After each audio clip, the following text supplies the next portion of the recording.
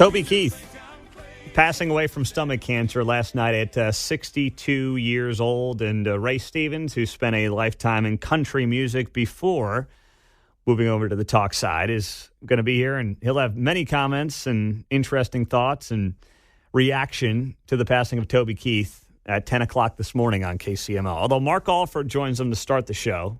Right, Mark? I just got a text. We're supposed to move it back to about 10:15 now. Okay. All right. So he'll probably start off with some Toby Keith and then Mark Alford at 10:15 with Ray Stevens. So, you see the way the media writes about a guy like Toby Keith.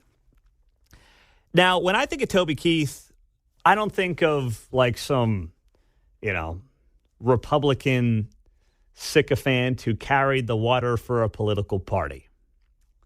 I think of a guy who loved the troops and loved the country and did everything he could with his platform to support the troops and support the country.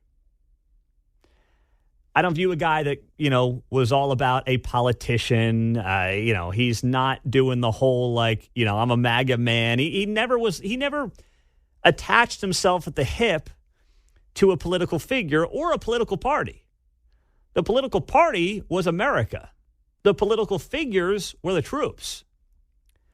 But the Associated Press writes about the passing here of Toby Keith, and their headline, country singer-songwriter Toby Keith has died after battling stomach cancer.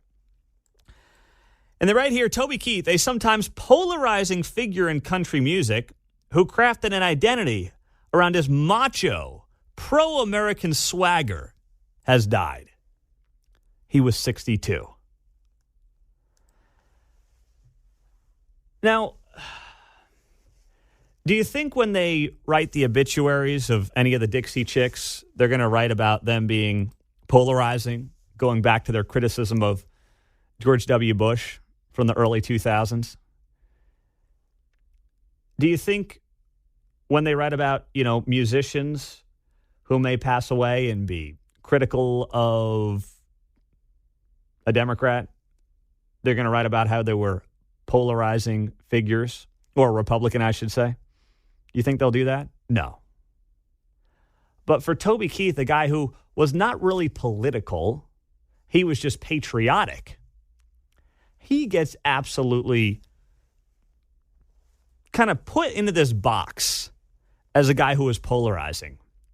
Why? Because he liked to wave the American flag and root for Oklahoma football and drink beer at a Red Solo Cups? That's what made him polarizing?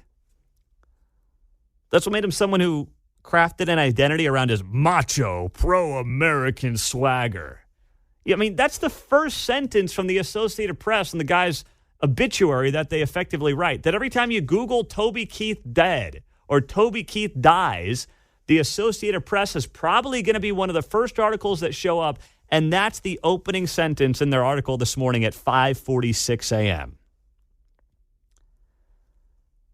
That tells you all you need to know about media bias in a very subtle way, in a way that you have to be able to read between the lines. And I know this audience can do that, but read between the lines to truly understand what they're going at here and what they're claiming and how they're trying to portray a guy in his death.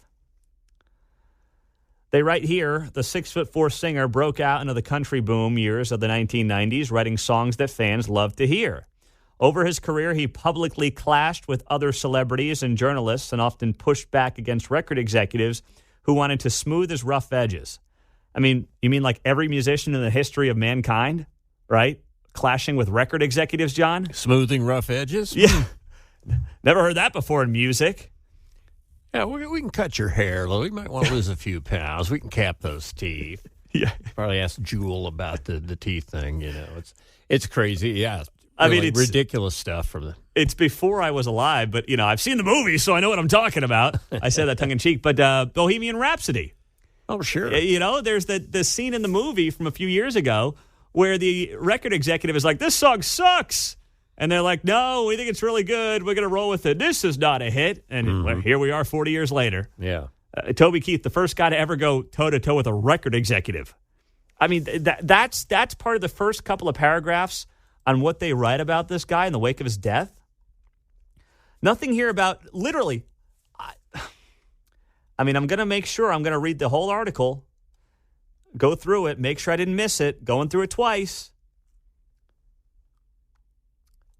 I'm now up to paragraph 10, 11, 12, talking about his feud with the formerly Dixie Chicks, now the Chicks. Forgot they had to change their name as well.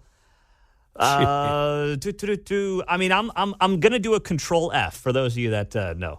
I did a control F on troops. Here we go. Oh, there it is at the very end of this article. This has to be paragraph 20 in the Associated Press. Here we go. His pro-military stance wasn't just fodder for songs. He went on 11 USO tours to visit and play for the troops serving overseas. He also helped raise millions for charity over his career, including building a home in Oklahoma City for kids and their families who are battling cancer. That comes after the Associated Press writes about the drama with the Chicks. That's after they call him a what was the exact phrase here?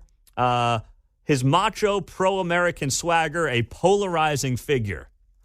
Paragraph 15, they're like, oh, yeah, went overseas, played for the troops, raised, enormous amounts of money for kids in Oklahoma City and their families who are battling cancer.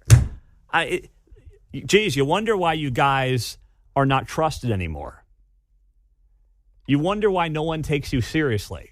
You can't even write a non-political, straight-shooting obituary on Toby freaking Keith.